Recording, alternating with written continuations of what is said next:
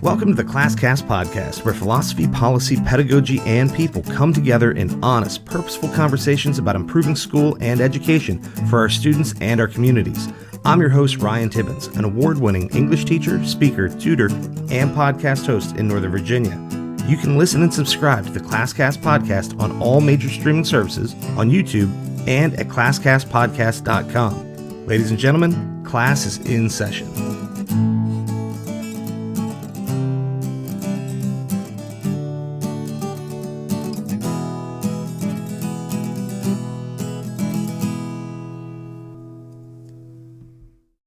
Welcome to the ClassCast podcast. I'm your host, Ryan Tibbens. Today, we'll be speaking with Jess Kirkland, an English teacher in Loudoun County Public Schools, where I also work. Jess is, sort of a coworker, not in the same building, but in the same system. And oddly enough, we sort of met through Twitter, where she has an abundance of followers and some great observations on student behavior and classroom and just sort of school dynamics in general. And so as I was thinking about how do we wrap up 2021 and start 2022, I was thinking like, who has a good perspective on the classroom and sort of give some honest observations and things like that. And Jess, I thought you would be perfect. And so I really, really appreciate you taking the time to talk, particularly over winter break like this. So how are you doing today? I'm doing great. How are you?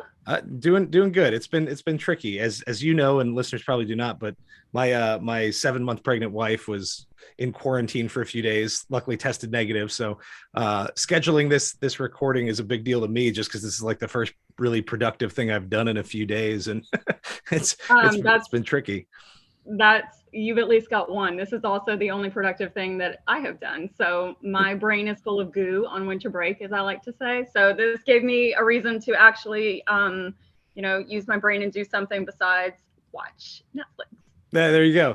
Yeah, I've been doing a lot of building Legos and watching bad children's movies. So this is a nice break in that way. So before we get into sort of the school stuff, we were just talking about this before we started recording. But you're one of the people I've had on a short list of potential future guests for a while. And what ultimately led me send the email, pull the trigger, see what happens. Was that a few weeks ago, you tweeted something out about your students not finding your Twitter account and not believing how many followers you have. And it's big, right? You have is it 10,000, 11,000, something like that? It's 11. It was 11 when they found it. They believe that is incredibly undeserved. They cannot fathom, because they're with me every day and they're like, you're telling me people choose to follow you. We don't understand. We don't understand the connection there. So they Googled how old I was, because I have been telling them all year that I'm 55 for no other reason than I just wanted to see how long I could keep it going. Right. But I let it slip on accident that I have a 17-year-old brother, and this got their wheels turning. So they Googled how old is Jessica Kirkland, and it pulled up a tennis player. But somebody, I guess, I don't know how the internet works. My picture got pulled from Google Images to match this tennis player's bio. So then they thought I was lying about being a tennis player, but I wasn't. I was lying about being 55. And then when they scrolled, they saw my actual Twitter account, and they were like, how do you have 11,000 followers? And I was like, I'm so much more interesting than you ever gave me credit for. That's great. And it's funny when students have that reaction. I do this podcast literally because students suggested it. They were like on good days where we have good class discussion, kids would walk out and be like, I would have listened to that outside of school. The thing is, we weren't talking about school, so maybe I should consider a format change to talk about whatever. But, and so then I did it, and then immediately the reactions turned into, wait, do people actually listen to that? And I was like, usually, some, I don't know, but yeah, no, it's a big number, and I think that it's while that's in certain ways a thing that you can sort of carry with pride, and in certain ways it's a thing that doesn't really matter either. It's a large number for someone who is not famous in other ways or is not promoting something, and that's where you start thinking that. In that way, that feels really good, because it means people actually like what you have to say, right? And that's a nice spot to be in. And so I guess we'll use that as people sort of maybe liking what you have to say as our transition into the sort of the serious content of the podcast, quote unquote. just as sort of one of the core questions, and usually a place I like to try to start these, is I ask everybody, what is the purpose? Like, what are we trying to do? Because ultimately, I think we end up in a lot of disagreements, over a lot of the things we do. And it's not because all the ideas are bad. It's because people have a different goal in mind. And when we're not clear about what it is we're trying to accomplish in public education, we end up with very weird arguments and people shouting at school boards and all this kind of stuff. And so I always think that's a good place to start, is what is it we're trying to accomplish? So for you as a teacher, as a person, as a parent, as whatever, like, what is the purpose of school? So this is a tough question. I've honestly, when you sent the email and I started thinking about it, I feel like if you had asked me this question 2 years ago, December 2019, I would have had like a very facile, like, oh, it's, to educate the kids, it's to impart knowledge and open up their minds to new information and prepare them for a world of curiosity and growth. And like, I don't know if that's the same answer that I can give now, but I don't know. Like, I think what I thought our purpose was for many years, that's been challenged a lot by the last two. And there are days now that I go into the school building and I wonder if like maybe my purpose is just to stand in the gap a little bit some days, and just kind of buffer them from all of the stuff that's going on around them, not only in the world, but like in the education system that the kids have to deal with. I like to think along the way that, they are cared for as people. I don't know anymore, Ryan. Like maybe, yeah. I don't know. Maybe it's just supposed to be this last safe space of childhood before they have to go enter like the real world. I don't know. It's a complicated question to answer now. It is. You're right. And I think that the answers have probably changed a little bit. And, to your point about on a given day, what is it I'm trying to do? I've always thought that my job is different on different days. Like there are days where it's like very clear, like we are going to master a semicolon, like whether you're going to use it or not, your life will determine that, but I'm going to make sure you know it. And then on some days we're going to have a discussion about a concept, and you might walk out with no like tangible, provable skill, but you had this experience, you had this discussion, you got to exchange ideas, on a tough topic with your peers. And in the end, is that going to reflect on a test? Probably not, but you're probably a better person for having done it. And, I don't have a lot of like, I don't take a lot of days off into, my first couple of years, once a quarter we'd watch a movie. Like I don't do as much of that anymore, but I find ways to like work in where the content's light and there's a little more room for discussion, or just how are we doing, or a little personal reflection. And I think the tricky part is we're probably doing a lot of things. And so that's why it's hard to give the answer, I don't know. I feel like, when you think about all the things that have happened in schools in general over the last 2 years, and then locally, all the stuff that's been going on here.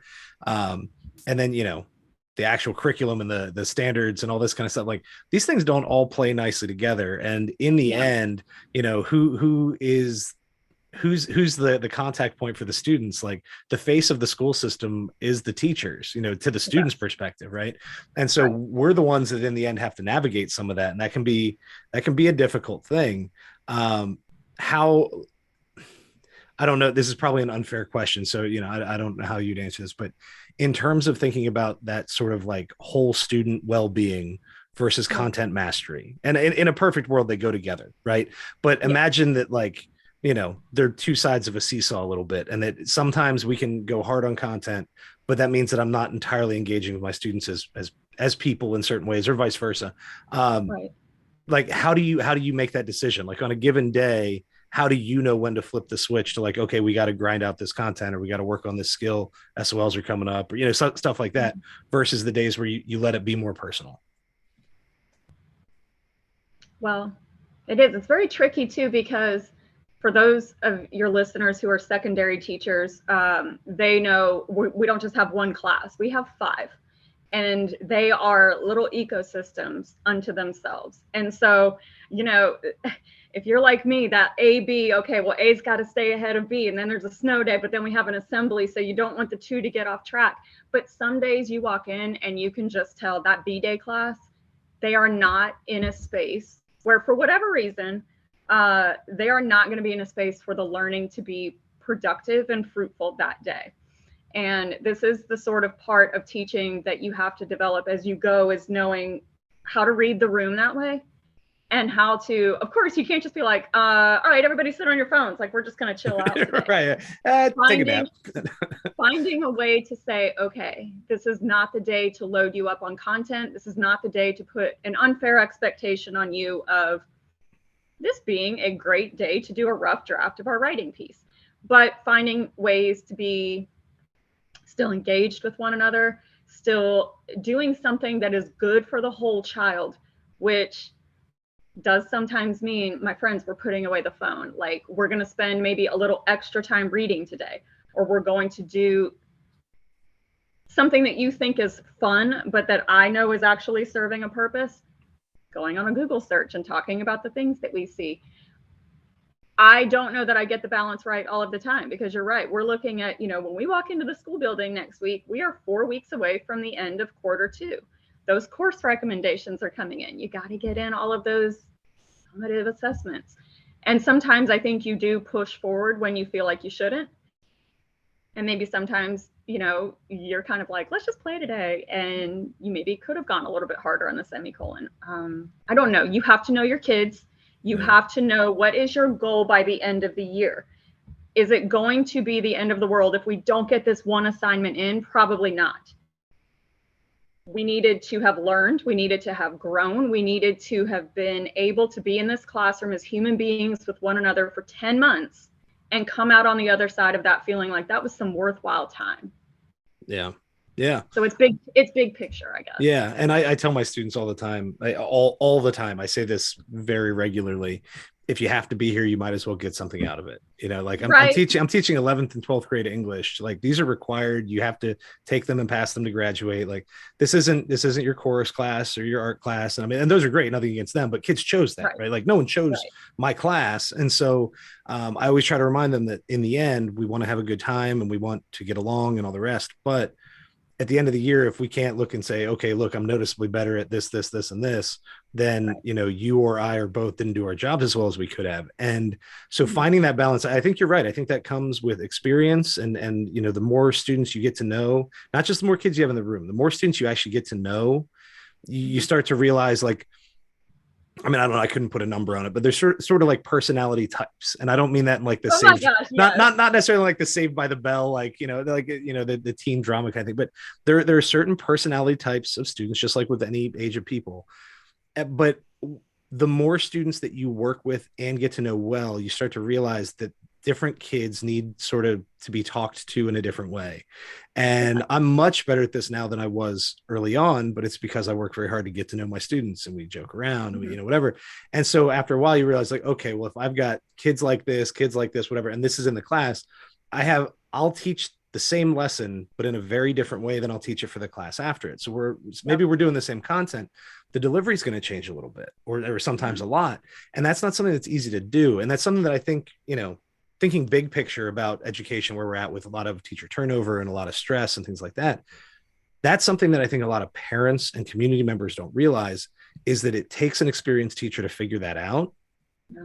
And it takes a somewhat stable staff to be able to do that together, because when you're constantly turning over teachers, the building climate changes. And so when kids have a very different vibe going from one room to another, and that's not something that they're expecting or that older students can tell them how to navigate, it's a really tough thing. And so I think that a lot of the stress we're hearing from students and from parents, and we're hearing a lot from teachers in the last few months, is concerning, just because when you say, oh, teacher turnover, you go, well, it's not just a hiring issue. That's like, that's like a quality of service issue, because if you don't have some continuity and you can't sort of develop that culture, it's really, really tough. Now for you, like you're at a school that you switched to a new school not at the beginning of the pandemic, right? Was it between so summer 2020? 2020. Yeah, that's right. 2020, right. Feels like we've been doing this for a decade. 18 years, right? So it's like, which phase of distance learning? So like after that first 3-month fake distance learning Edmentum right, yeah, period, a job came. I like to tell this story because I was on a walk, and I just endlessly walked back then, and I had like my Apple Watch or whatever, and it would alert me of emails, and I don't know why I checked that day. I don't even know why I checked on that walk, but sort of those job licensed vacancies that we get said there was an English position at Parkview. And I am very much like an emotional go with my gut person. So that, I don't mean that's always good. I run at a high emotional temperature, but something in me was like, that is your job. That's your job. And I don't know why. Like, those jobs come open all the time, and nothing had ever jumped out at me as like, that one is your job. So I went home and I told my husband, and I was like, look, and I wasn't dissatisfied with nothing. Something just said, that is your job. And I kind of did my research. I talked to people that I knew who either did work there, had worked there, had graduated from there. And the overwhelming response was, that is a school with a very tight community. That is a school where people are invested in that school, that neighborhood. And I just thought that's something that I really want to be a part of. So needless to say, I interviewed, I got the job, I accepted the job. And it's a phenomenal school to be at. But to your point about school culture, we did have a lot of staff turnover. And you really, when that happens and you lose these sort of pillars of your school who you've come to rely on, like that's the guy that's going to keep the pep rally hype. That is the guy who's going to be doing High Five Friday in the halls. When they go, you realize those are things that they only exist as long as you are breathing life into them. And it's really tough right now because what I see in our older students, our seniors and juniors, who were young enough to have attended in person when that was there, they're now sort of the torch bearers. And it's sad because you're kind of seeing like a little bit of a disconnect for them where they're like, what's the point? What's the point of doing that? I don't know. Their connection to school has changed.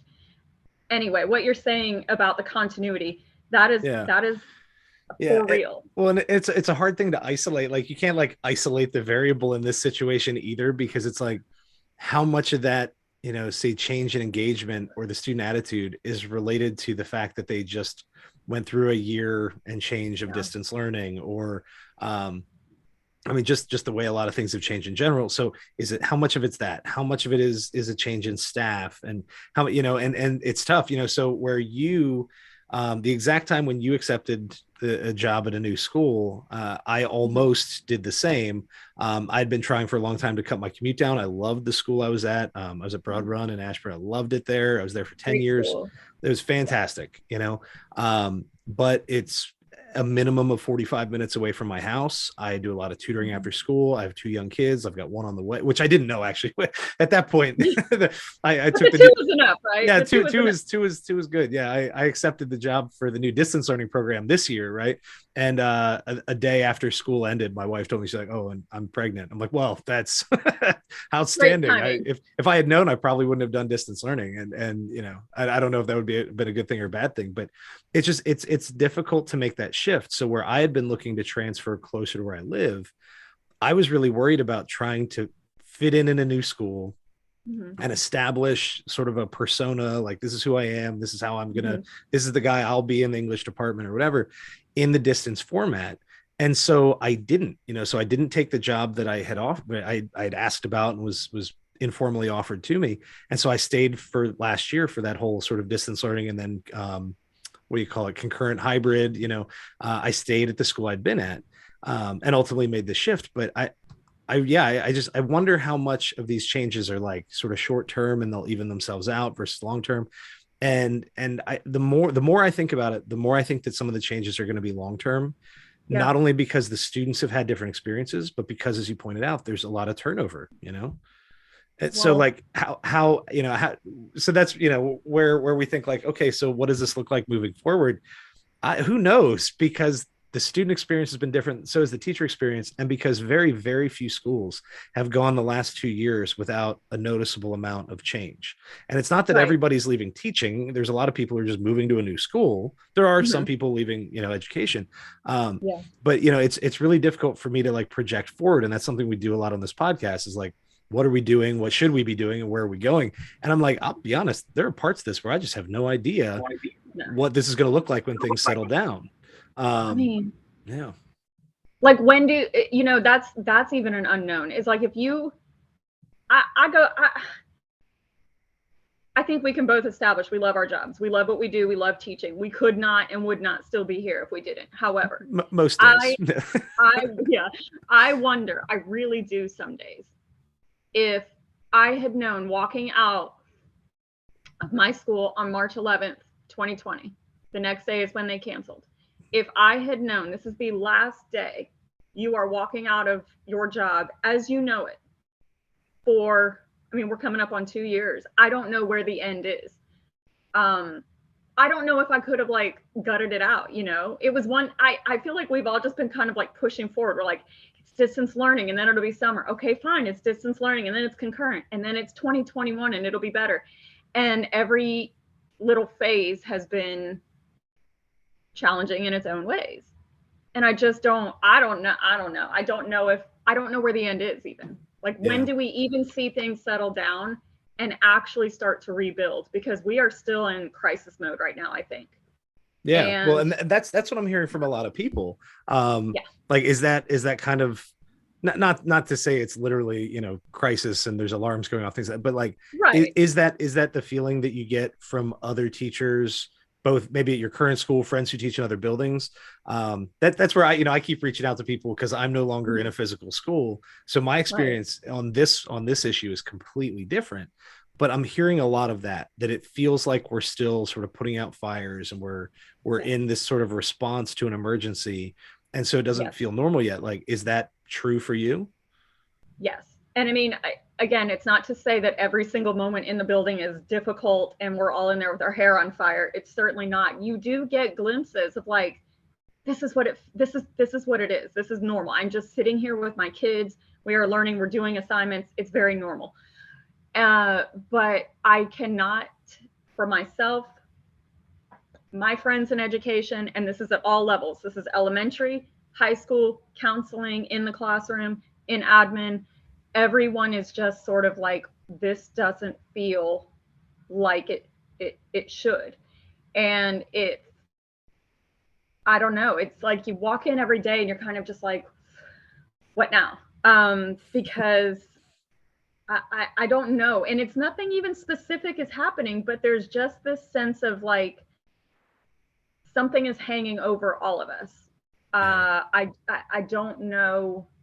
It doesn't quite yet feel like we have fully settled into a pre-pandemic form of school. And I don't know when that feeling ever comes back. Yeah. Well, you know, and right now, you know, as infection numbers are climbing again, and, you know, I'm sort of settling in. I'm like, this might just be how winter is for a while, you know, like I'm trying to just come to terms, like maybe just in the winter, we just all have to deal with this. And like, because whether that's true or not, if I can get that into my head, then next time around, next winter, I'm not going to be bothered in the same way, or, you know, whatever. Like at some point, you know, you got to figure out what is that new normal. But so I'm not in my next question, I'm not advocating to say get rid of masks at the moment as numbers are climbing, but do you think that functions as like a visual reminder? Like, I'm just saying, like, my kid goes to school, my son's in kindergarten, it's his first year in school. He was supposed to do pre-K last year. They canceled the pre-K program, so, you know, he did a little bit of like, you know, preschool through a local church, and then he spent some time at home. But for him, like, school he goes with a mask, he washes his hands a lot. Like, for him, it's no big deal, right? But for older students who had that different experience, they know that this isn't like the normal thing. Like, he doesn't have the frame of reference. And so I'm wondering how much of it is like how much of this is sort of a feeling we get because we're visually reminded, whether it's masks or it's the signs to wash your hands, or it's, you know, trying to keep try to keep distance, you know, whatever we can do. Like, do you think that part of it is just like that visual? Like, would it feel better, not health wise, like emotionally, would it feel better if everybody kind of looked normal? I hadn't thought about it in that perspective, in that the masks are a visual reminder that we are still in this weird liminal space of like between the before and the after. Like, we are definitely not in the after yet, but our world does not look like before either. what I have noticed though, and I will say this, I am a diligent mask wearer. I wear my mask in public. I do, and I wear it in school. What I have noticed though is it has impeded the ability for us to make these deeper connections with one another. And here's just a small example. I like to do this thing where our cafeteria is sort of like a fishbowl in the middle of like 3 hallways. So there's windows on 3 sides of it. If I'm walking by it and I see kids I know sitting at the table, I'll walk up and just pound on the window. And then when they get, you know, they think it's like somebody like, but it's just me. It's just me messing with them. So I did that. A group of boys that I teach was sitting at the table, and I went by and I pounded on the window, and they looked at me. And I'm laughing on the outside of the window, but it occurred to me, like, I could see their eyes. I was like, they don't know I'm laughing. They can't tell. They think they're in trouble. Right. So I had to like pull down my mask for a second to be like, haha, I'm laughing. It's just weird. Then it's like not as genuine. And maybe they were laughing kind of too, but I don't know. And just little things like that, the way that they sort of interact with one another is, it's different. I feel like they're quicker to be just a little bit mean and sharp with one another in ways that take me aback sometimes, and that I've really had to talk to them about. Like, I feel like it has disinhibited us a little bit, and it has also quite literally allowed us to put up a barrier of connection that I would never have anticipated being there. You know, it's just a silly little mask, but it's so many of those small, like, when they can't see the full expression on your face, they don't always know you're kind of joking. Yeah, I don't know how else to say it. I worry about that, especially with younger students, with students who, you know, maybe are hard of hearing, or ELL students, you know, where sometimes the extra context clues are even more important, you know, and I know for people who are opposed to the mask, that's the first place they go. Like, you know, and I don't want to overgeneralize. There's a lot of people who suddenly have a lot of concerns about ELL and special ed students who never said a word about them before, and it's literally just because they don't want their kid to wear a mask, you know. And so for some people that's a genuine concern. For a lot of people that's just a convenient, you know, sort of point in the argument. But I do think that's a valid concern. But, you know, I mean, I'm dealing with the same thing for a different issue, you know. So I'm doing distance learning by choice. And so I'm on camera like this. I'm in my classroom. This is my basement office setup, you know. This was mine. yeah. I'm like, all right, this is my space now, you know. And I'm on camera all day, but students are sort of, they sort of pick and choose. And so the policy, because they can choose it, is the teacher can say you have to have your camera on. And most of them play along pretty well, but there's a couple of kids who don't, and you know, 1 or 2 of them have a good reason. There's something going on at home, whatever. Some of them just don't, you know. And then the question is like, you know, how hard do we press on this and whatever. But it is weird, because I tell them, like, when we're doing something discussion based, or if someone's giving a speech, like, we want to flip cameras on so you can see your audience, we can get reactions, all that kind of stuff. I said, like, if I need 15 minutes to roll through a few PowerPoint slides and to give you some stuff, and then you're going to go do some work on your own, you don't have to have your camera on. But I also tell them, if you're not paying attention, I'm not going to teach this to you again later. And I don't make all of the class videos available to them. So it's on you to decide to pay attention. But it is weird where, you know, thank goodness, I guess it's finally coming in handy that I talk a lot. I can talk to a blank screen of just icons and whatever. And I had a lot of coworkers, you know, last year who were like, I just can't do it. Like, I can't carry the conversation. I'm like, I can talk for an hour if I have to. I agree with you on that. But it's better. I'm always like, guys, like, if you flip cameras on and chime in, this is better for all of us. But if you don't, I will fill the time with something useful. But, you know, like, be out here talking, telling you what I'm seeing out my window. Yeah, like, it'll be better though if you do, you know. And so in that way, I've noticed that it's very different trying to sort of create the opportunity for relationships between students. And it's interesting because I have a lot of kids who are doing this. Like, some of these kids are like, I'm doing this for the rest of my schooling. And some of them are, I'm doing this hopefully just for this year because we have a family member with a health concern, or, you know, whatever. But I also have, you know, 3 senior classes. They're graduating. They could care less if they make friends with a kid in their English class, because they have their friends back from the home school. So it's a very different dynamic, trying to create a situation where they're comfortable to speak to one another, and we can have a productive discussion, which is something that in a physical classroom in a normal setting, I've never had a problem with. Like the number one thing that I get knocked on evaluations is you let your kids talk too much. There's too much noise in the classroom. And I'm like, that's cool. Literally the thing that otherwise you'd be like, the teacher's talking the whole time, which is not supposed to be. Well, no, but sometimes they're like, you're talking, and that kid in the back was talking too. And I'm like, yeah. And they're like, yeah, well, should you tell him to be quiet? I'm like, the kid was awake. If that kid's annoying the kid next to him, the kid next to him is going to tell him to shut up. If they don't, I'll chime in eventually. But like, no, like they get to decide how they're going to handle that as long as they're not disrupting for other people, you know? And it's weird now because like, I don't get as much of that. And I'm like, will one of you please interrupt me with an inappropriate joke? They're like, did you distract each other? Yeah, they're like, did you ask us to make an inappropriate joke? I was like, not like inappropriate, just like push the edge just a little bit. Give me something to yell at you about. Like, come on, this like spice it up in here. I mean, I will say this is particular to like me and the kind of kids that I just love teaching. I love those naughty kids who they know they're not really very interested in whatever book you're reading or discussing, you know, so they got to find other ways to entertain themselves. They become very adept at minor classroom distractions, but I love those because I like a distraction. So, you know, it's a built-in break. we all get to take a 2-minute break. Yeah, I was talking to somebody years ago and they're like, you know, she's just no nonsense. And I'm like, that's my problem. I am pro nonsense. I'm very nonsense.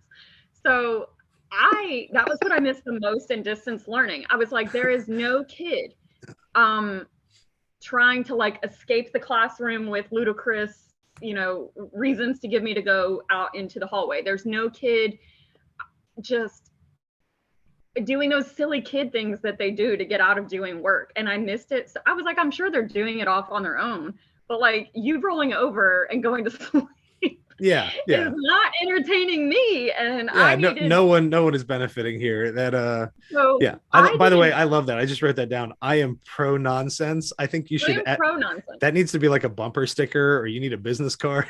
I just think it's part of like this whole, I have this like, it's like this aesthetic that I'm really committed to, and it's called public school core. And like, you know it if you see it. It's like those inspirational posters that motivate nobody. Like they're just there. They hang there forever. They're not designed to be motivational, but they're just part of the background, the ambiance.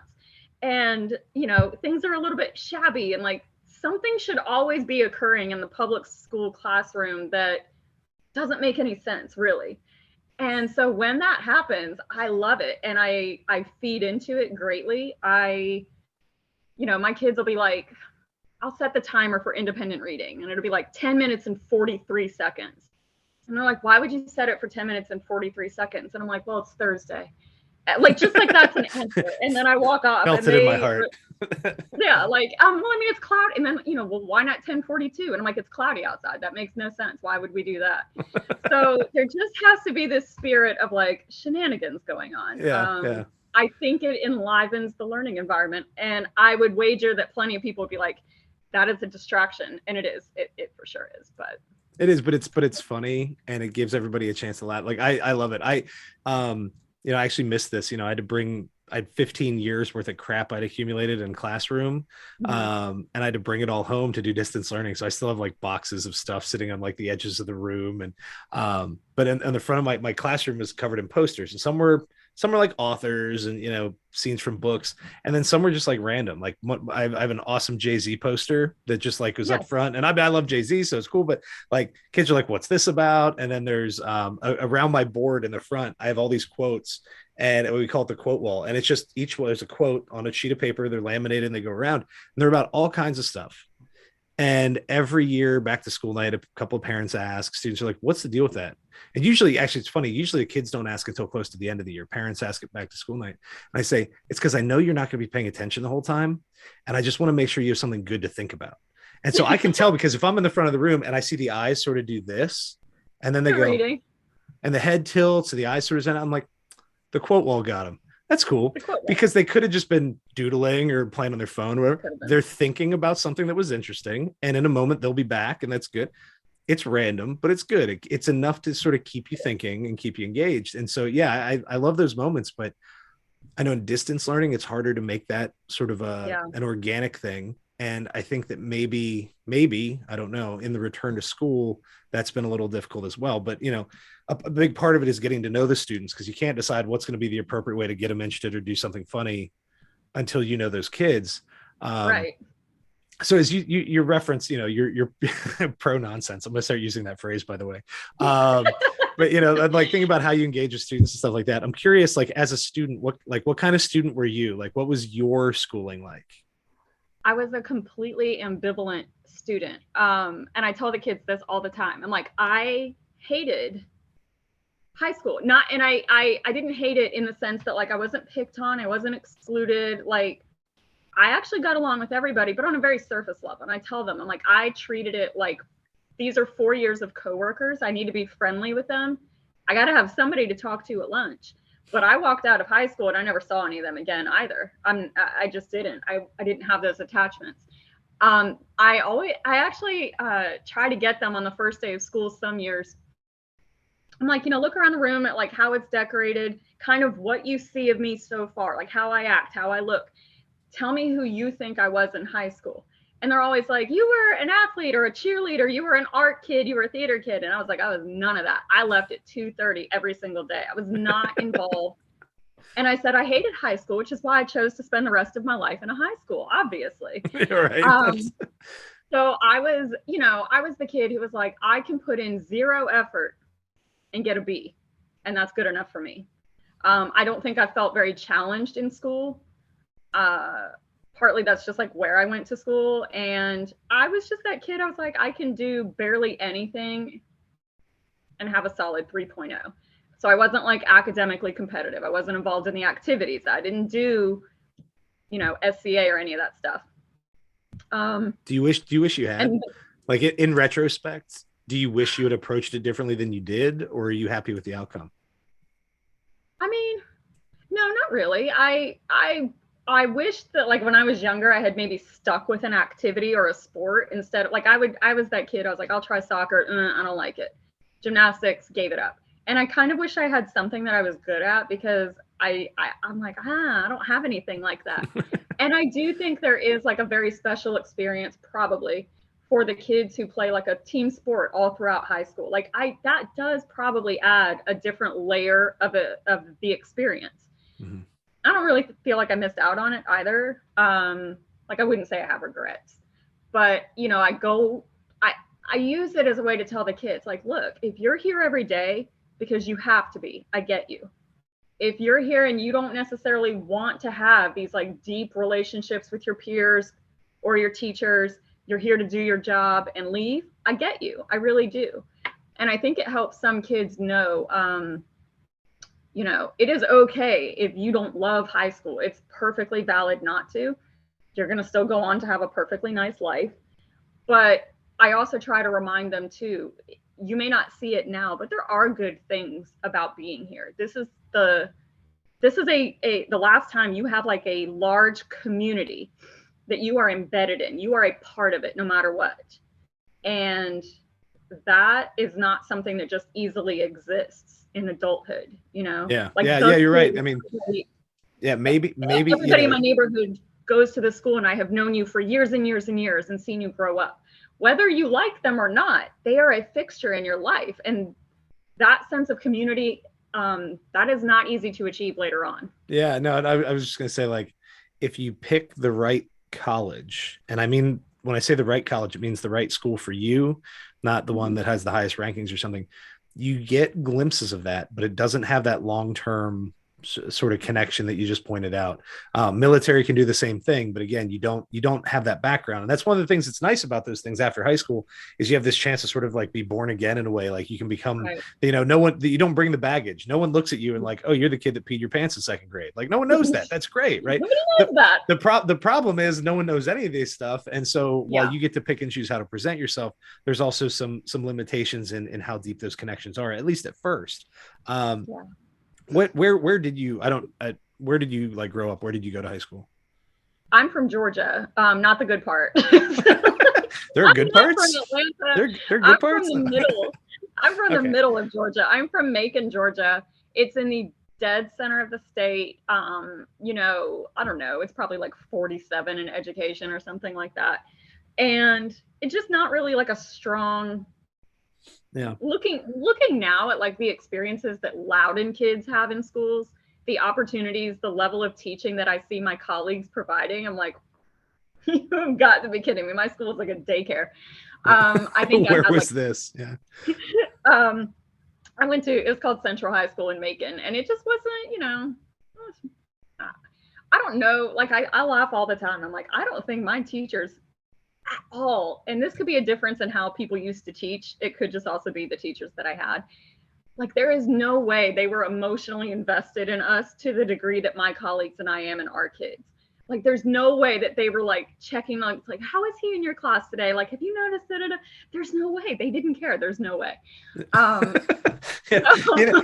Which in that regard, I think is a bad thing. But there's also things like, I think back to my teachers, and some cared, and some maybe didn't as much. But I also think about all the things we do. We're like constantly checking emails, and we're dropping in notes into the attendance system, so you can see, oh, what happened with this kid, or whatever. And like, my teachers didn't do that, but it's a lot of it, like the technology didn't exist. Their jobs were so much easier because they weren't expected to like us and they weren't expected to there was no such thing as an email. So if the parent called, they'll call you back in a day or two, whatever. Like the job was so much easier 20 or 25 years ago than it is now, just because of all those extra things. And even if it's not the technical details of the job, I think it was massively easier because of the emotional baggage of the job that you didn't like now.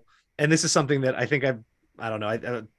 Maybe you've commented on, a lot of people have been tweeting about lately, is sort of like, feeling like you're in some way obligated to love your kids or care for the kids, or, and there's this whole thing, like you have to love your kids. And it's like, well, I mean, probably better if you do, but do you really have to? That's not necessarily in the job description, And I'm watching people like argue about this back and forth on Twitter, and I'm just thinking like, wow, and it got ugly fast. Like people were being mean, like teachers were being mean to each other, and I was like, I saw it, and I was like, y'all go on winter break. Come on, just take a break. Like this is. It was like a Saturday on winter break. We don't need to be arguing about it. But I did think about it. I don't tend to jump into those things very much, but I did think about it a lot, and I was like, I think you do have to love being around kids. You have to love kids as like a what's the word I'm looking for? Like it's like a concept. I like the idea of them, but right. You have to, and I really like, one thing that got to me a lot was they were like, no, if you don't love your kids, you can't be a good teacher. And I thought about it, and I was like, I wonder what the kids would say if we went in and we were like, kids, do you know that I love you? Or like if we said, do you think your teacher should love you? I really genuinely don't think the kids would say yes. I think they would be like, you should like being around us. You should be nice to us. You should respect us and treat us with like dignity and kindness. I really kind of think if I asked my high school students, do you think your teacher should love you? They would almost be a little bit weirded out. Yeah. Oh, absolutely. Not a question you ever want to ask in a middle school classroom, by the way. And this kind of went in that direction where people in that same conversation were like, define love. And so then I know like some people were like, no, we just mean like an overarching, and some people were using it differently. But like, I don't know, like, is it even possible? Like, if I think about it, my students could not love me. They don't know the real me. They know Mrs. Kirkland. She's not fake, but she's a persona. Yeah. She is what I let them know. It's a version of you in the, yeah. She is what I let them know of me. They do not know Jessica. They don't know her. They can't, because that is not how our relationship functions in terms of being student and teacher. Right. They also typically only know you for a brief amount of time. They might know me for 10 months. Most likely I won't teach these kids in the future. Maybe a couple I might loop with next year if I'm teaching the same grades.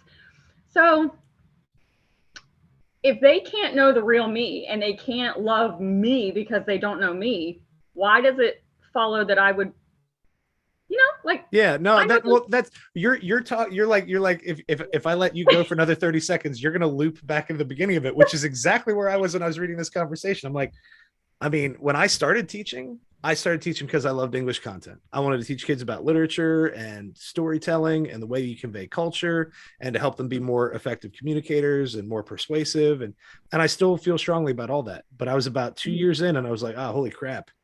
I think I have to like the kids about as much as I like the content. They don't have to win. It doesn't, but if it's like content's here and kids are here, like that might fly in college. That maybe flies in like AP classes and to high school.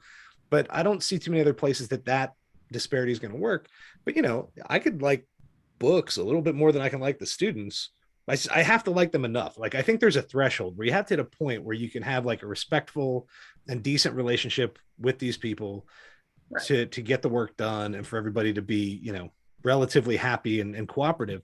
But I don't know that you have to, I don't know that the threshold is love, and that's where I kind of agree with you. And I think if you would ask me again at the beginning of my career, I might have been like, yeah, you gotta love the kid. But like, I don't, not in some of the best teachers I've ever had or known borderline hated the kids. I mean, and it's like mostly joking, but not entirely, like you gotta definitely like them, and they know the difference between a teacher who genuinely loves being with them. The teacher who's like, I absolutely love showing up here every day and teaching you. You guys make me a great person. They know that. Love is a different beast. It's an entirely different animal. I love my children. I love my husband. I cannot use the word as I would apply it to them, to other people's children, to students.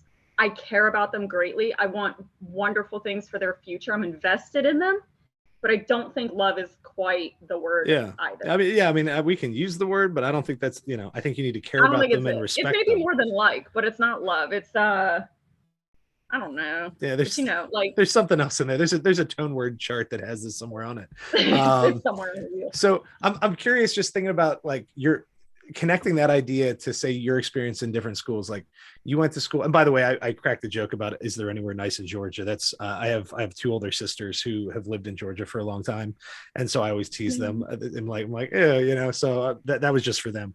But thinking about your experience, say growing up, going to school in Georgia, and now teaching in Loudoun, and I'm probably poorly generalizing here, but your previous school had a large South Asian population, and your current school has a large Hispanic population, right? Correct.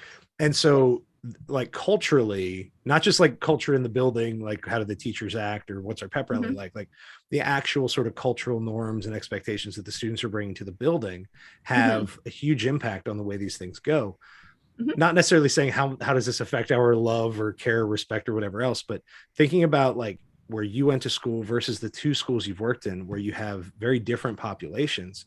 Does that change how you engage with the kids? Like did your persona shift noticeably from one school to the other or not? Like, I'm just curious because I've done summer school and I've worked in a couple, like I've had that little flip, but you've gone full time from one school to another where the student populations are very different. Has that impacted the way you present yourself or the conversations you have with those kids?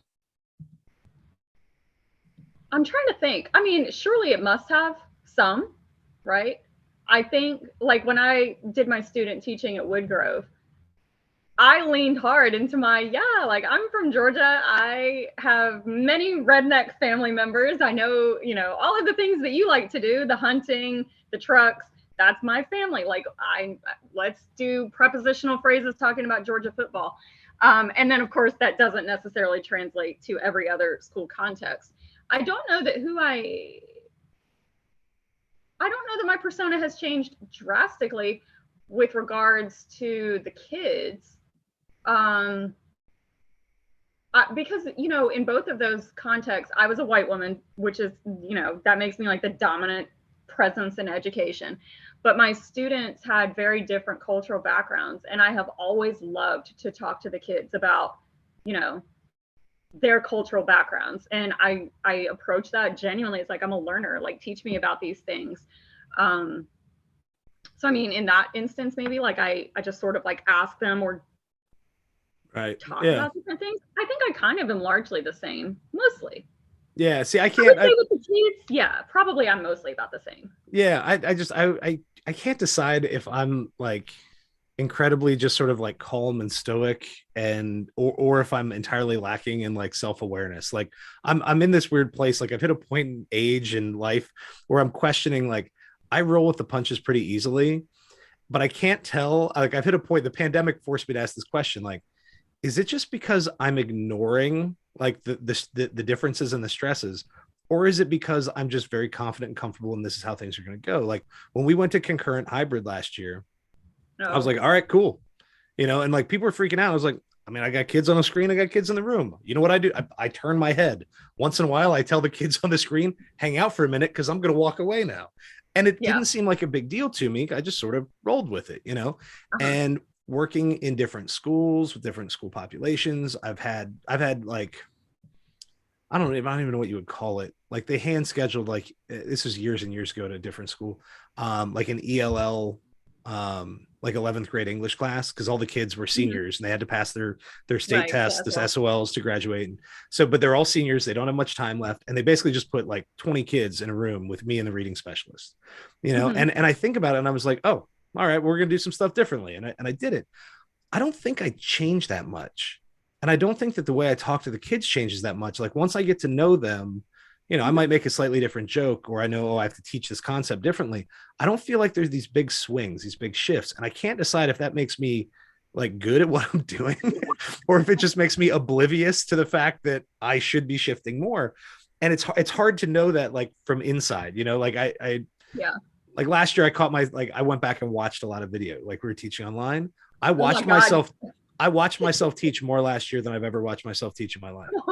And it was a good thing, but I still haven't figured it out. Like as you think about, say, shifting from student teaching in a rural school, um, Mhm. to more, I don't know, they're still suburban, but more built up suburban areas where Yeah. you have sort of different populations and different global demographics in those communities. Yeah. I always think like, some people change a lot. And I think that usually seems phony.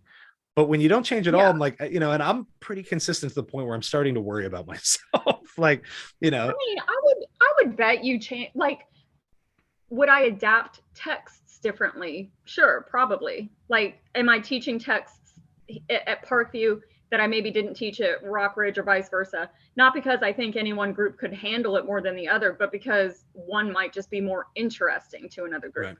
right. Absolutely. I think I think there's a difference between you adapt and you make changes that suit the kids versus you create a whole new teacher from scratch. And I can't see how that would be beneficial to them. They like genuine. They all know, like, each teacher that they very much connect with is because they feel like that is a real person. Like, it doesn't matter like what you're interested in or what you wear specifically or like the music you listen to, but when they can like attach identifiably, that goes with Mr. Tibbens. Like, I know Mr. Tibbens he likes Jay-Z, like, because I saw the poster. They like that. They like being able to say that is a real human being, that's a real person. And that genuineness has to come through, even in like the little facade, the little like Potemkin village person we put up to go teach. It still has to come through. They have to see the real us.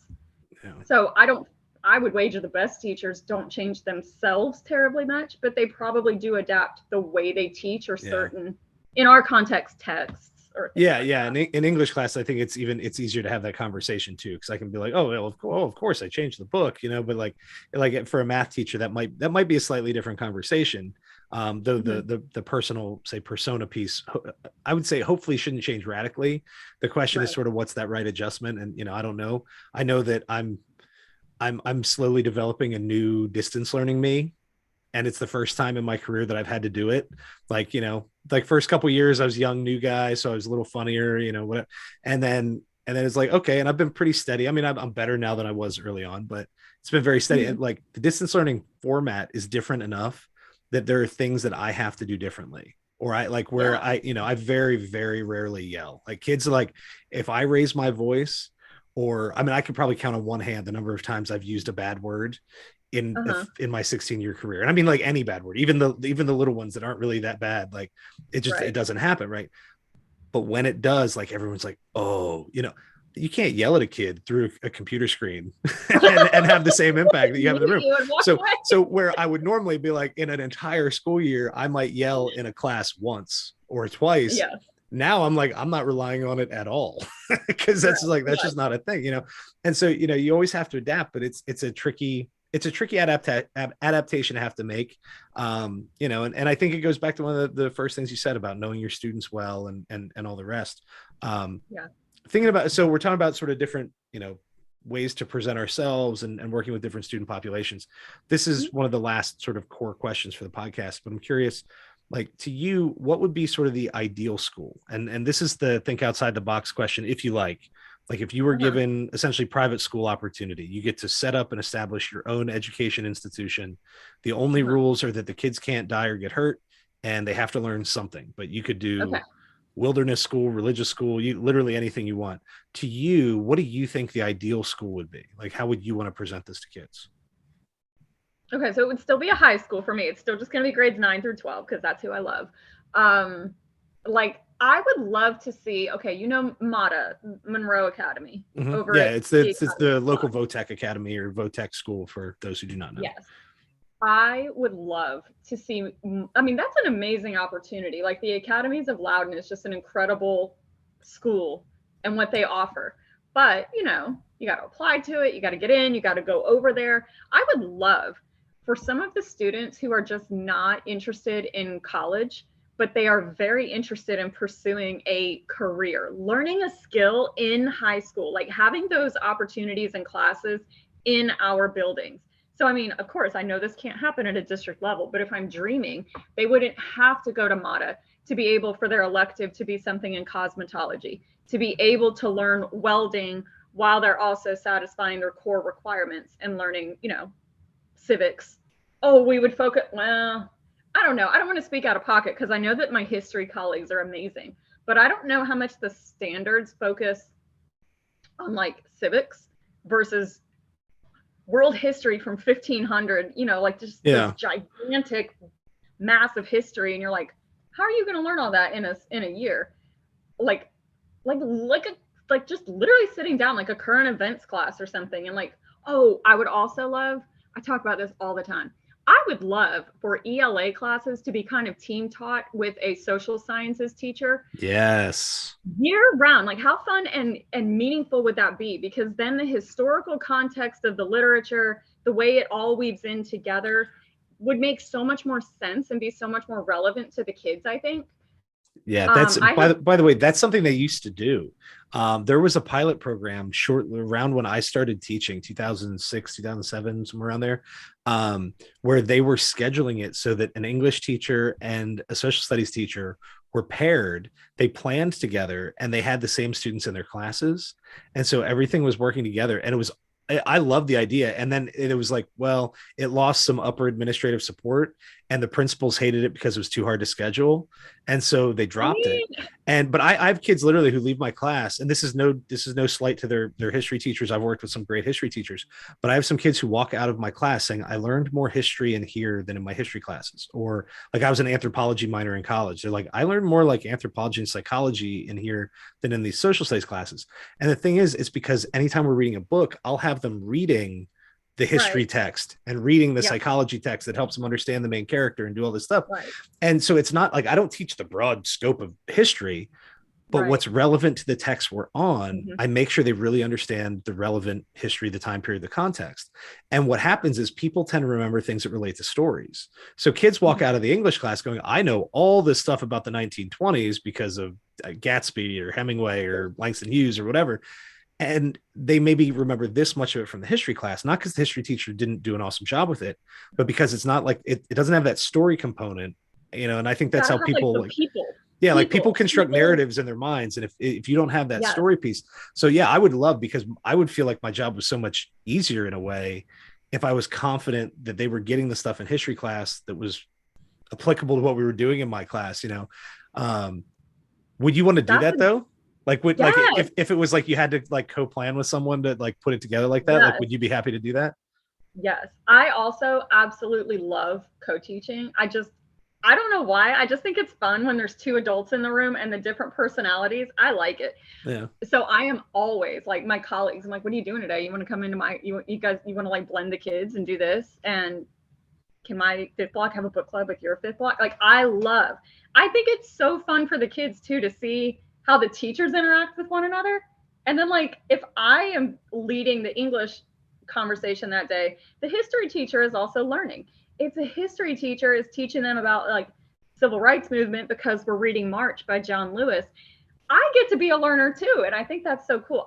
It's my dream. I would love for our classes to be structured that way. And just, do you think that could apply? Like if we're thinking to the original question of like the ideal school, do you think not that it would work for every class or, whatever, but say to pair up math with physics or, like would you be comfortable, not that it would work in every situation, but to provide interdisciplinary opportunities more often for everybody? Like, would that be part of it?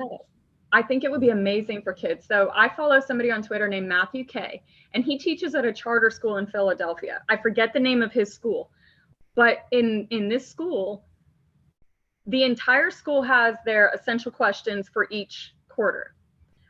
All the content areas are addressing those essential questions within whatever units and skills they're working on that quarter. So the kids will come to Mr. K's English class and they will say, oh, well, I can connect this to what I was talking about in math. So if we're talking about, inequity, the way that it's showing up in March by John Lewis, here's how inequity shows up in finances or in budgeting or in whatever that we were talking about in math. And it makes them see that this content ideally isn't siloed. It is all of a piece. Like all of this is existing all around you. And like one of our science teachers at my school this year she came to my department chair and she said, I want to do book clubs with the kids because I want to put independent reading in my class time. Phenomenal. Like love that. But she said, I really want to find books about science that aren't necessarily nonfiction. Like maybe they're fiction or narrative, but they have a biology component. I just think that's so beautiful. Like she's helping them understand like science is not this discrete set of facts that you learn in a book and then you go take a little Schoology quiz on. It's part of your story too. Like science has real impact on people's lives. I just think that would be so cool for the kids to learn that way. Yeah, and that is something like I try now. Hopefully I didn't set that up for you, but it has become a recurring discussion on this podcast. So many people, like this is going to be probably episode 83. And in all of those episodes, I would be willing to wager 65 or 70 of them. When we talk about ideal schools, people talk about more interdisciplinary learning and changing the way we schedule classes. Yeah. And it, for a while, like it happened accidentally. I was just like, oh, that's interesting. And then it was like in the forefront of my mind. And so like listening, as I edit the podcast, I was like, I kind of set that up. Like I need to make sure I'm not leading someone to the answer. I really want to hear what the guest says. This is my ideal school. And even as I've been trying to be more careful about it, people are still saying it. I would have to listen back. I don't think you led me there. I really don't. Because I tell my colleagues this at work. Like, I'm like, why don't we get to teach? Part of this is I just love my history colleagues too. And I'm like, how fun would it be to get to hang out with you and teach the kids together? I just think it would be so cool. I mean, I would love if every class was cut down and kids, if they literally did half the day where I could do English around that theme, around the topic or the time period, whatever the thing is, and then give them a third of the day, half of the day to work on an independent project where they're synthesizing the stuff from the classes. Like we could do less time in the individual classrooms and then give them time to work. And then if you need help or you're not sure what to do, you can go into that teacher's classroom and say, I need more help with the English part of this, or I need more help with the math that I'm using to put this thing together, and make that way the teachers would be accessible to the students. And like, I mean, I don't know, if they keep pushing project-based learning and student-centered stuff. It doesn't really work in a normal. Well, that's what I'm saying. If you really want to do it, you have to change the way you schedule your day. And until somebody says we're going to schedule this differently, I don't believe they really care that much about student-centered learning and project-based learning. So if you really cared about it, you would change the structure of the school, not just the way the teacher delivers individual content. We can't have project-based learning be a focus while also saying that the grade books between cohorts have to be identical. So if I have to have the same summatives and the same minor summatives as my other 10th grade colleagues in our grade book to be aligned with that policy, that is antithetical to the idea of project-based learning. Now, if we went, and I'm talking we big, like not necessarily yours and my school district, but everybody, if we moved away from this sort of points-based A, B, C, D, F scale, and we looked more at like portfolio-based learning, like maybe you're building a portfolio of your work and how you have grown as a learner in all 4 years. And then maybe in 11th grade, you really start drilling down, like, what's my thesis? What is my focus? Where's my research going to go? And then in 12th grade, maybe it's something like you are presenting a capstone of your learning, and you need to try to find a way to incorporate all of the 4 major content areas along with whatever you just happen to be interested in. Yeah. I feel like that would give kids that investment in their learning that we want them so badly to have, that just isn't there when they're like, why did I get 17 out of 20 points? Or I have an 88, but can I get a 90? And you're like, actually, there's no reason why you shouldn't. Like, what is an 88 between a 90 to me? But like, it's the silly made up points game that it makes them driven, and it's not their fault, but it is. And grading is one of the things, you know, a lot of the big ideas that we end up talking about on this podcast, the reasons they don't happen more often are either our sort of ties to grading and to the college admission system. College expects the grades and whatever. So even when people want to change the grades, they don't, because, well, now how the kid's going to demonstrate to a college that they're suitable, whatever. Or legislative issues about X number of required classes or X number of required tests or whatever. And I'm not saying that there isn't some, you know, some place for some kind of oversight or guidance, but both some of the best ideas that I've heard and some of the ideas that have come up again and again and again, the only reasons they don't happen is either it would be difficult to grade, or it would be, it would put us in violation of some sort of state guideline that otherwise the kids could still be learning all the content, you know? And so there's some systemic issues here. Just real quick, I'm going to plug 2 episodes of this podcast. I don't normally do this, but because you said almost like word for word stuff that previous guests have said, way back when I'm sure I don't like listening to the early episodes because I didn't know what I was doing. Sound quality's poor. I talk too much, you know, whatever. But episode 10, I talked to Ian Sirotkin, who is now on a school board. I talked with him when he was running, and his idea for the ideal school, he's like, he goes, I don't know. He's like, I don't know if I'll be elected, and I'm sure I can't accomplish this even if I am, but I would love for every high school in the county to have its own magnet program. So so it's like, so where you said to not have to go to another school to do whatever, his thing wasn't that you could actually deliver those services in every building, but we have a theater, you know, program here. We have, you know, an automotive program here. We have a whatever. And so instead of all the kids going to one centralized VOTEC school, every other day they would just attend a different high school. They would have it, and that would make it easier in terms of budgeting and creating all this. So he had a really cool idea for it. He's like, he goes, it'll probably never happen, but that's what I would love. And I was like, I just like that you're the guy in the room having the conversation, because I think it's a cool idea. And then my favorite anti-grader is, do you know Tyler Rablin? I don't know if you follow him on Twitter. Yeah. So I talked to him just a few weeks ago. It was episode 81, and it was fantastic. It's one of my favorite discussions I've ever had doing this show. That's a smart guy. He really is. Really bright guy, but really like makes it seem so obvious. Like, oh, know, grades are so stupid in ways I hadn't even thought of, and then I feel dumb for having not thought of it, you know. And it's like, okay, you know, but you're like, you sort of made the point, like, the grade limitations are so contrived and so limiting, and there's all these things that we can't do or we don't do because it doesn't work with a grading system, rather than trying to, like, why don't we just change the grading system? Like, that's I feel like a common theme whenever I talk about education with other people in education is like, wouldn't this be amazing? But it will never work. Like, we have like so many ideas. If you ask the kids, they have great ideas, but we constantly butt up against the system as a whole, which is designed to reify the system. And so it's like, all of these things, there's no lack of imagination. There's no lack of ways that we could be making education so much more meaningful for children. It's that you know, I'm sorry, when you got a member of the school board even dreaming big like that, but being like, but it probably won't happen, that is telling you something about where our country is willing to allocate resources, ideas. and it's not to schools. It's just not, we're held to these standards that Well, could be different. we've thrown a lot of money at schools, but we're throwing a lot of money at getting schools to do the things schools have always done. And that's where I think that the pandemic has been a massive missed opportunity in a lot of different ways. Like, we could be changing a lot of things about the way we schedule kids, the classes we require, the way we teach them. Like, we had this opportunity where everything was thrown into chaos for a little bit. And so you could choose, as you exit the cloud of chaos, to just be on a different path. And we've put all of our time and resources into getting back on the path we were on before.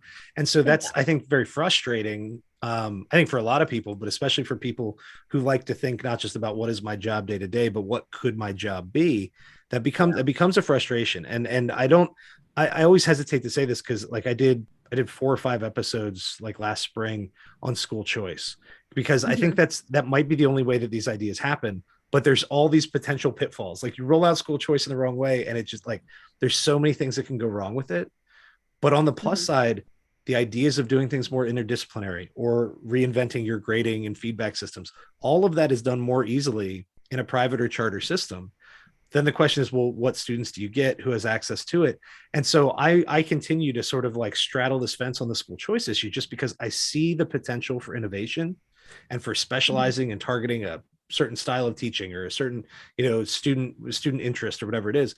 I also see the possibilities for how we can do it poorly, and we exacerbate existing inequality, and so I still haven't fully nailed down my idea, how I feel about it. But, every time you say, I have this conversation, it always ends up with but that's never going to happen, or, it's not. Like, that's probably the best pathway to make it possible. The problem is there's no guarantee that any of it would actually happen. Like, it's such a huge gamble. But yeah, because I mean, in the current public school system, a lot of this stuff is not happening anytime soon, and I think that's the reality we have to face. That just remains so frustrating to me, though, it's like you say, the money is there. The money exists in this country. We could be changing how things are allocated, making different budgeting decisions. But, we came back this school year and the elementary kids were given yet another standardized assessment the second they walked in the door. So it's like, we're telling you that this is not the answer. And you're like, oh, but now we have the Virginia growth assessment to see how much they didn't learn last year. It's like, yeah, let's do extra tests. Like right as the pendulum's starting to swing back to reduce the number of tests, they're like, yeah, but there was a pandemic, so let's do more tests again. Like, what? Let's do another test just in case. Yeah. And I remember you saying this. I very clearly do. Probably right after, maybe in like that 2-week period when school shut down and we were like preparing for distance learning, and we were like, what does that look like? And you said, this is the time. If we do not take the time now, we're never going to take it. Like, this is the chance. And you were right. And I remember thinking, like, education is this giant ship. It cannot turn on a dime. But we were forced to a hard stop, pick a new direction. Yeah. And we were like, pick this one. And I know you have said it multiple times since then. And I hate to be this, like, you may say I'm not a dreamer, but I see people and they're still like, one day we could, and we'll reimagine. It's like, I think we missed the boat. I don't think, like, I hate to, it like pains me to say that. It really does, because I think every teacher, generation after generation, wants to believe like we are making real change. These kids can make real change. We can do this. But it's like, I don't know if that's going to happen. I mean, our Secretary of Education, I was really hopeful about him, and he's just a yes man. He's just. Yeah. Well, you also got to remember that people in the positions to make the big decisions are people who on average have been served well by the existing system. So even if they hear other people saying there are problems, there's like, yeah, there's problems, but it did okay for me or for my kids or for, whatever. And so there isn't necessarily that sense of urgency. There's also the potential there where, schools are a place where people sort of like some normalcy and some stability. And so, are you really, you work your whole life to get to this point of Secretary of Education or president or congressperson or, whatever. And now are you willing to risk all of that with some like wild idea about changing schools that, at least 40% of people are going to hate, no matter how good the idea is. At first, at least 40% of the population is probably going to hate it. And are you really going to risk all of it for that moment? And I think some people might, but there aren't enough of those people, or they're not talking loud enough, and so that's the issue. Like, the people who have those visions are not necessarily the people who make it to the places where they get to make those calls. Or like, I'm sure in the classroom, Miguel Cardona had all these same conversations that we are, and then you go a little bit further up the ladder, and each time, and now he's up there, and it's just platitudes and vibes. That's right. Like, what are you doing up there? Like, you're beholden to a lot of people that help to get you into that situation. So, and I mean, the guy gets ripped apart every time he tweets. I'm like, do yourself the favor, just like, deactivate. Stop that. Don't say anything. It doesn't go well for you. Yeah. All right. So we've been at this for a little while. We need to wrap up at some point. Not because I'm not enjoying this. I actually think we've just gotten to some of the juicy stuff about second guessing all the people who have higher paying jobs than us. That's one of my favorite. It's one of my favorite things to do. Like, oh, that guy's gets paid more than me. Let's tell him what he's doing wrong. But in the interest of time and a reasonable length podcast, I have two or three sort of final questions. I'm gonna give them to you all at once and let you sort of think about it. The first one is I'd love to hear your outlook moving forward, as we're moving out of winter break in the second half of the school year, or even thinking about next school year. Sort of, where do you think this is going? And then after that, we'll do book recommendations and whatever, and sort of an open mic. But like, the last sort of serious question is for you, thinking about yourself as a teacher, maybe for your coworkers, et cetera. What do you think 2022 is going to look like for the second half of the year, or as we start into a new school year next year? Like, where do you see us going? Okay. So in my own school, my own classroom, I can see, leading up into winter break, I could see a big shift with the kids, and like how they were engaging in school and with each other. And it's sort of that when they start to coalesce and come together. Typically, you would see it quite a bit earlier in the school year, but I mean, that was really hard for us to get going this year. And I'm seeing it come together as we got up to winter break.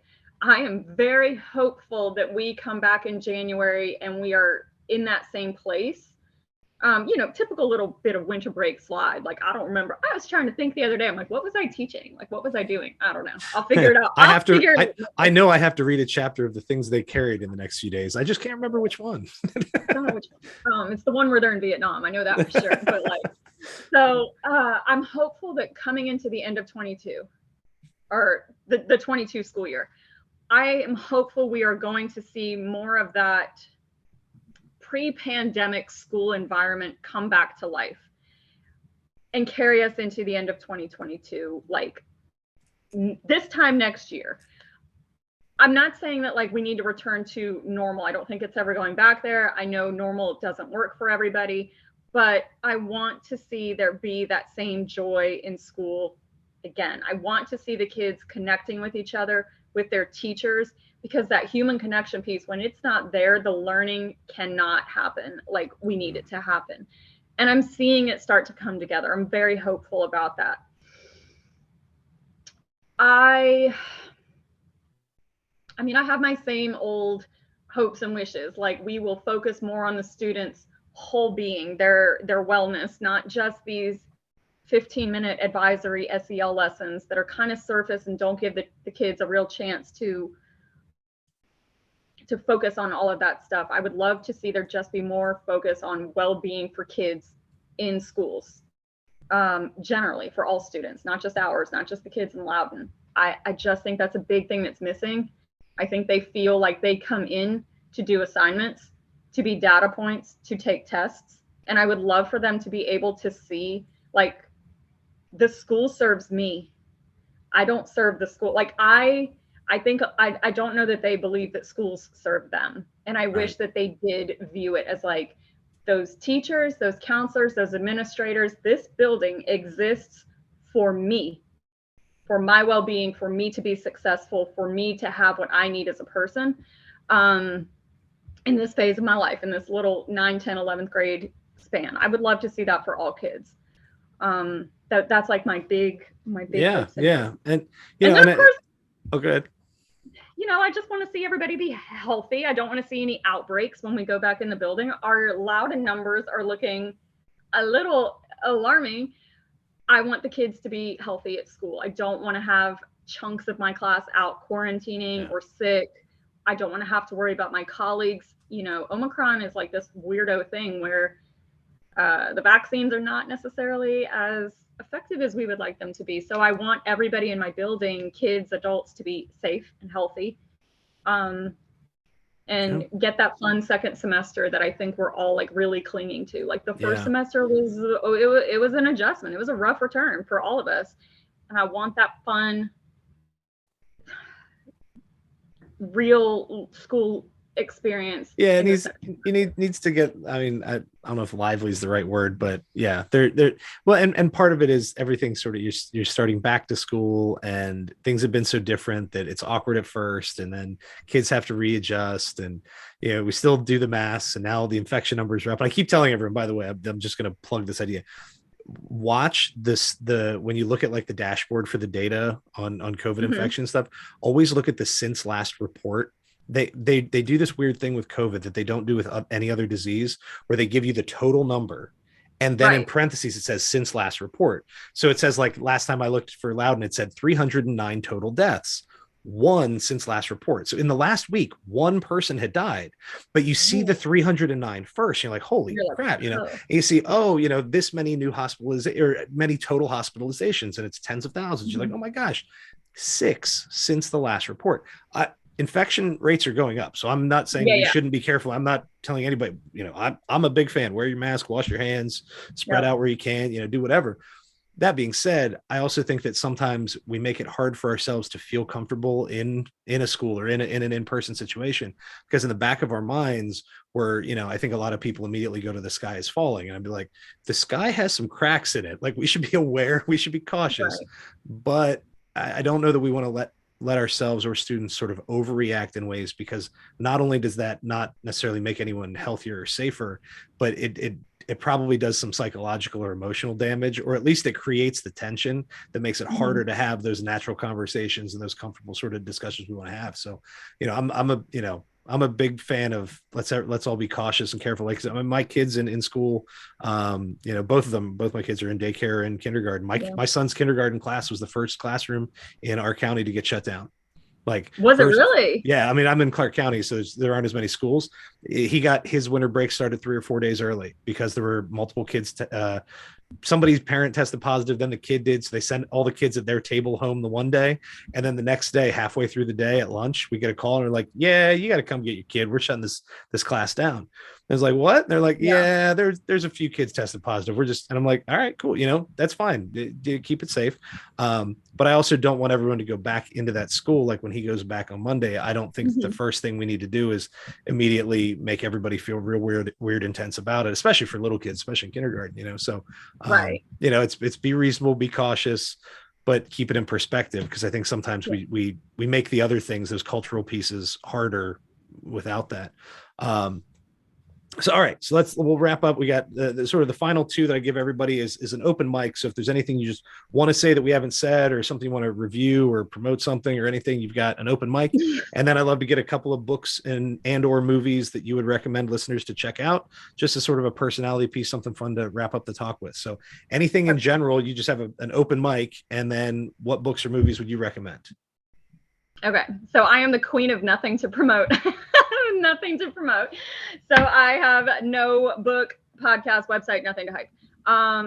That being said, I almost never watch TV or movies because I have ADD and I have horrible attention span. I wanted very badly to go to the theater and see Macbeth because I'm teaching it right now to my 10th graders. It's not playing anywhere locally to us. I think the 2 theaters it's playing in are all the way over in like Georgetown. So I want to see that. This one is, I'm seeing a lot of I'm very active on TikTok. I love TikTok. I tell the kids, I don't play TikTok, meaning I don't make TikToks, but I watch them. So don't look up. That's my wife a lot. is very controversial. So I think like half the people who see Don't Look Up think it's like this very skewering satire. It's just very like spot on for a lot of different issues. And then the other half of people hate it. I thought it was great. I had very low expectations going in. I thought it was just like, it could apply to so many things, like COVID, climate change, any of it, just this sort of like willful denial that about half of us have at any given time. Right. And like this refusal to see what the other side, and like literally it's called Don't Look Up, because there's a comet that's going to hit the earth and the scientists are like, we have to do something about it. And the president convinces her followers, they want you to live in fear. Don't look up. So they refuse to look up at this comet, and the scientists are like, you can see it. It's right there. It's just honestly, like, I loved it. I think everybody should watch it. And also, if you have Disney Plus, Will Smith has a show called Welcome to Earth. It's delightful. It is delightful. So I like nature shows anyway, but like Will Smith discovering the planet is so entertaining. He loves wildebeests, apparently. And so they took him to Africa, and he sees like a herd of wildebeests. Yeah. He's also petrified of water, so they keep finding reasons to put him in like very deep water. Like he went 3,000 feet down in it looks like a bubble. It's a little like diving bell kind of thing. Yeah. Yeah. Kind of like that. It's just really good. And the one episode, I think it was called The Speed of Life. They show all of these different things that are happening in like very sped up speed. So like a waterfall, and then also very slowed down speed. So down to like seeing the grains of sand in the desert moving. It's so good. It's just very high quality. And like I could watch it with my daughter. So my 8-year-old sat right next to me, and we watched like 3 or 4 episodes. So it's great to watch with kids too. Nice. Both of those have been very enjoyable on winter break. All right, might check that out later tonight. That's good. By the way, I'm gonna throw in a recommendation just because you said about The Speed of Life. The best book I read in 2021. I didn't read as much as I had the last few years, but it's called The Overstory by Richard Powers. I bought it because you recommended it to me, because I'm obsessed with trees. So I had posted about sequoias because I love them. It is long. It is a long book, and it starts a little weird and slow. So I don't know if you've tried to start it. I almost gave up, because I'm like, why do they keep telling me about these random weird people? And then it all comes together. It is one of the best books I've ever read, one of the best works of fiction I've ever read, but it's all about trees. And so that whole thing about the speed at which things happen, that book did more to put, like, I don't know. I like science a lot. And so I read a lot of nonfiction and stuff. That book put sort of like our lifespan into such a cool perspective. Like, the tree I planted in my backyard is looking good, and that tree isn't going to hit its peak like strength and maturity for like 250 years. And I was like, what? And I looked it up, and I was like, oh, holy crap, if no one cuts that tree down, if it is like, and then like it was this whole like existential sort of moment for me. And so when I said I'm going to watch the Will Smith thing, I'm going to watch The Speed of Life tonight. I'm not joking. Like that. When I was at the gym the other day, so there's a TV right up here where the weights are, and it was on Fox News, and they were like, indoctrination or education.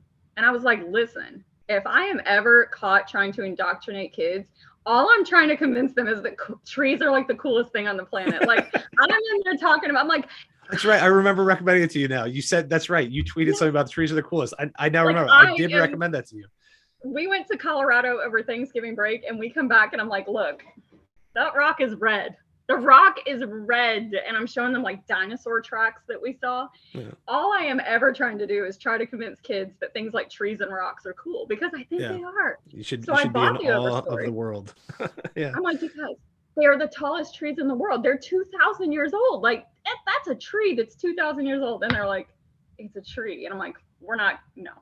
So I bought the Overstory because you recommended it. And what's funny is I actually liked the part at the beginning where all of the individual stories with the people's trees are being told. Mm-hmm. When it started coming together and they're all heading out to the tree protest, that's where I kind of lost interest. So maybe I need to pick it back up. Maybe I recommended it to a friend from college who I did not know during college was a big reader. And now like the guy reads 10 times what I do. And I recommended it to him. I was like, it's long. And he actually said the same thing. He liked the beginning, he faded in the middle, and he came back at the end. And we talked about the book for almost an hour. And I couldn't tell you the last time I talked about a book with another person for that long that wasn't in class where I was like forcing the issue. But he said what you did. He's like, I liked the beginning, the middle. He's like, there was kind of a lull and then it came back. I felt like it built as it went, but either way. Yeah. I didn't mean to throw, sorry, these are your recommendations. I didn't mean to throw that off. I just, between the speed of life and all that stuff, I thought that's one that more people should check out.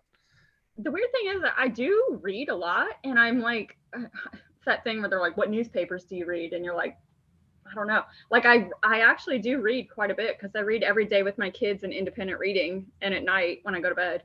And I can't think of like a book that I read recently that I would like wholeheartedly recommend. But I was very invested in one recently, so I don't know. TV is like normally not the thing that I would recommend, but because I'm on winter break. There you go. That's what I'm doing with my time right now versus reading. I like it. So the Macbeth I've heard about, I need to check out. Obviously, we don't have close access. Don't Look Up, I've had a few friends talk about. I don't know much about, but I'll look into it. It sounds funny. And then the Welcome to Earth thing, again, that sounds awesome. That's very much something I'm into. If I was going to teach a class in high school that wasn't English, I would probably teach biology. So that's where I'm at. Yeah. I don't know enough about it to teach it, but I'm a very enthusiastic consumer. Right. Anything to do with biology, I think it's just the coolest. That's how all teaching starts. You have to enthusiastically consume until there's a point at which you can start producing or relaying. If we ever get body cams, mine is just going to constantly be me trying to convince kids that like, look at that tree, look at the tree. Look at the tree. And them absolutely never being indoctrinated by me. Kid in the back of the class raises his hand like, I'm sick of trees. Can you please teach me critical race theory? Right, like that's the thing is, I have not once convinced a kid that those trees are as cool as I think they are. So if I'm trying to indoctrinate, I suck at it horribly. I think we probably I go really hard for those trees. I've got pictures, I've got facts, and they're like, okay. They're like whatever. Yeah. Oh man, that's hilarious. All right. Well, so we covered a lot of ground there, and I appreciate you taking the time, especially over break. We could all be sitting in our couches and melting into the couch and watching stuff. That's probably what I'm going to go do now. That's what I'm going to go do the second I get off. It's probably where I'm heading. So, all right. Well, just in case anybody would like to track you down to ask questions or follow you on social media, do you have a website? I know, you're active on Twitter. You said TikTok. Where can people find you or hear more of your takes on education or life? Okay. I'm actually looking right now because my Twitter handle, it's like @JKirk, but there's underscores behind it. And I'm trying to figure out if it's 2 or 3. This is what I mean. Like, I am not at all good at like doing any of this. Like, why would I have done that many underscores? You're trying to hide. I don't know. I don't know how many it is. Okay, it's 3. Is it 3? I'm looking at it right now. I'm like, I can't tell. I'm zooming in to see. You're right. It's 3. I'm positive when I did that I was like, yeah, this will make it harder for people to find me. And then all they have to do is type in Jessica Kirk. I don't know. Yeah, @JKirk, KIRK, 3 underscores. And I'll include this in the show notes as well. But you're right. It's funny. I'm looking, I'm like, I don't know how many that is. What's going on? Like I said, I love to talk. Like Twitter, I just treat it like, I'm just gonna pop in and say this thing in my head. And then later when I have notifications and I see people like engaging with me, I get freaked out. Please stop. Like I said yes to you because I was like, yeah, I know him. Like basically, I feel like I work with you. So I'm like, yeah, I'll go on his podcast. But I'll get people sometimes, and they're like, do you want to do this? I'm like, please no. Please don't pay attention to me. I'm flattered. But I was like, oh yeah, Ryan, I work with him. Like in my mind. Now that I'm not in a physical school, I'm having this like weird moment where like anyone who works really anywhere, but especially like in the vicinity, and I'm like, oh well, they have good ideas, whatever. I'm starting to consider a lot of people coworkers who formerly were not. Yes. Because I work online. Like, who my coworkers are? I don't know. I have a team teacher, there's administrators. I don't see anybody. My work day, I walk to my basement, I teach for a while, I go upstairs and I eat lunch. I'm redefining in my head who coworkers are and sort of what that sort of group of people looks like. Anybody's a coworker. Like I'm the worst too at trying to tell my husband like something I saw on Twitter. And I'm like, well, my friend on Twitter, she lives in Texas. She's never met me, but I'm like, well, yeah, my friend Shanae, obviously. It counts. So, You're my coworker. All of the people I follow on Twitter, I basically consider my friends. I just feel like I know a lot about them. Like, I like Twitter for that reason. That's good. So yeah, if they can figure out the amount of underscores, they're welcome to join me there. But I can't promise high quality content or anything. There we go. You know, well, and that's again, that's one of the things I think is most sort of endearing about you on Twitter, at least, is that it's very sort of unassuming. Like, you're just like that's right. You know, when you made the tweet about like, my students couldn't believe how many followers I had, then I clicked on your profile. I was like, holy crap, you do have a lot. And then I was like, they're all just like very like thoughtful, regular tweets. Like, at no point, like, I'm like, you're just like a very likable, regular person. I was like, that's fantastic, because I get so many requests for people like, I'm trying to promote my book or this new website. And I'm like, I don't know, maybe I'll talk to you, maybe not. I don't know. And I was like, okay, this is perfect. There's no brand or anything like that. And this one lady, she tweeted me and she was like, how do you think you scaled so fast? Because I didn't join until like 2018. And I was like, I factually don't know. Like, I'm terrible at it. But I feel like I genuinely do get hysterically, like, just wonderful. We probably all think this, but like, I think my students, I somehow get like the funniest, most personality filled students.